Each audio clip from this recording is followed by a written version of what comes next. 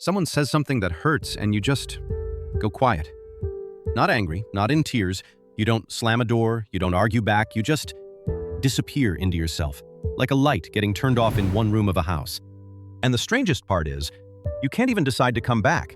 You sit there and you watch the silence happen to you. For most of your life, you've probably been told this is the problem, that you shut people out, that you're cold, that you punish them with your quiet. And maybe a part of you believed it. Maybe you've spent years thinking something inside you is broken, or selfish, or just bad at being close to people. But here's the thing nobody tells you. That silence, it's not a choice you made. By the time you noticed it, your nervous system had already decided. There's a part of the brainstem, very old, much older than the part that does language, that handles emergencies. When something feels too dangerous to fight and too close to run from, it does a third thing. It pulls the plug. Heart rate drops, face goes flat.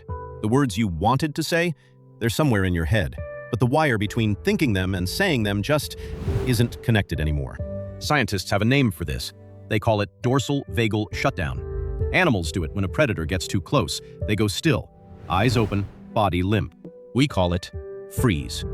And the thing is, freeze isn't weakness.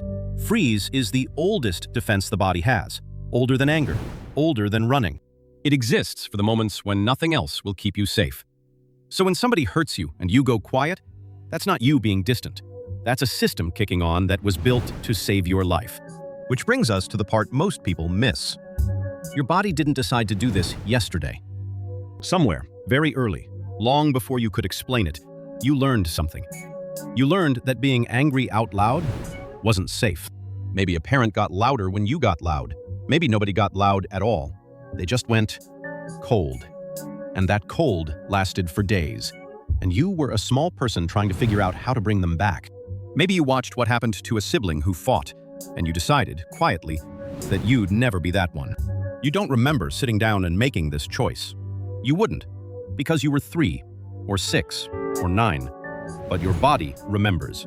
Your body remembers that the safest thing to do when something hurt was to go into your room and close the door and not need anything from anyone. And it worked. That's the part nobody says out loud. It worked. The silence kept you safe in a house where loud wasn't safe. The silence got you through. And now, here's the reversal. The thing I want you to actually hear. The silence isn't proof that something in you is broken. The silence is the opposite. It's proof of a child who figured out how to survive. That child kept you alive long enough to be sitting here watching this as an adult. You don't owe them an apology. If anything, you owe them thank you. But the door that protected that child now closes by itself. It closes when your partner asks a careful question with no edge in their voice. It closes when a friend says something that wasn't even meant to land. It closes in rooms that aren't dangerous anymore, with people who would never hurt you the way you were once hurt.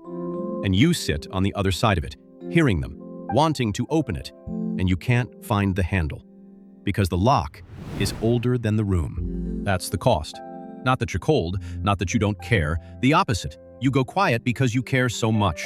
That the system that learned to protect a kid kicks on for a grown adult who doesn't need it anymore. Here's what I want to leave you with.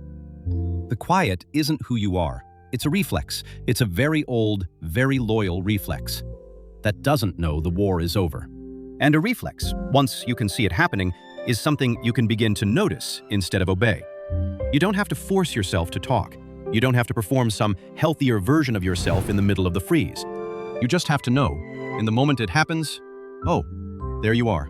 The door is closing. That's the kid. That's not me. So if you've spent your life thinking you were broken for going quiet, I want you to consider something else. The silence was never the problem. The silence was the solution to a problem you didn't get to choose. And if it's still showing up with people who love you in rooms that are safe, there's only one real question left. What is it still trying to protect you from?